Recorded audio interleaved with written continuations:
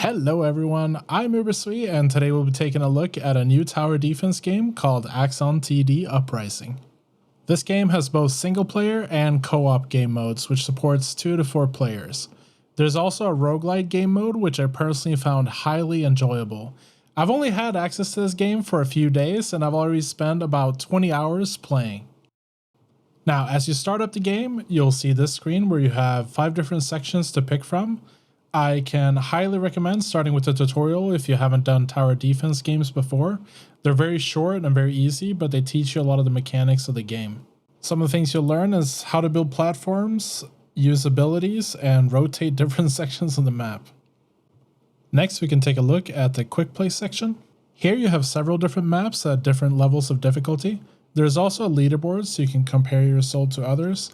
I also really like that each score on the leaderboard has a replay button so that you can watch and learn from others who may have gotten a higher score than you.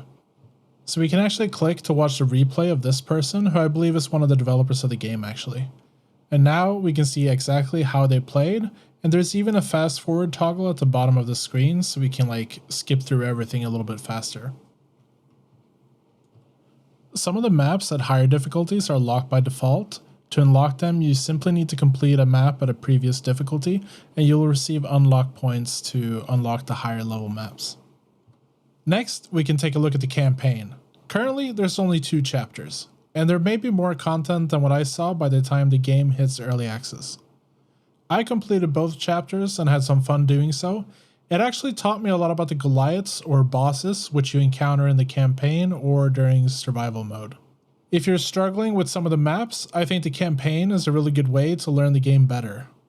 And you also get to learn some of the story behind the Axons and the different factions that supply the towers and the traps. The campaign also offers a tech tree. The selection here is similar or the same as techs that you might receive as rewards in other game modes like survival. Now, the game mode that I had the most fun with was survival. Here you pick 2 starting towers and 2 abilities. You then need to survive 30 waves, which includes 2 bosses. Between each wave, you'll get a choice of different rewards to choose from. You can also re-roll your rewards at a cost to try to get something better. As you keep playing this game mode, you'll get points that allow you to select different upgrades. However, keep in mind that these upgrades do decrease your score multiplier, so if you want to get on the leaderboards, you're better off playing with no modifiers. Now, last but not least, there's co-op multiplayer. There are currently 9 maps available, 3 for each set of 2, 3, or 4 players. Each map also has leaderboards so you can compete with other teams. I found this game mode to be a lot of fun as it requires teamwork to get a good score. So let's take a look at how it works. When starting a new match, you can select your loadout. This will allow you to choose between all the towers. You can choose 8 different towers and 2 abilities.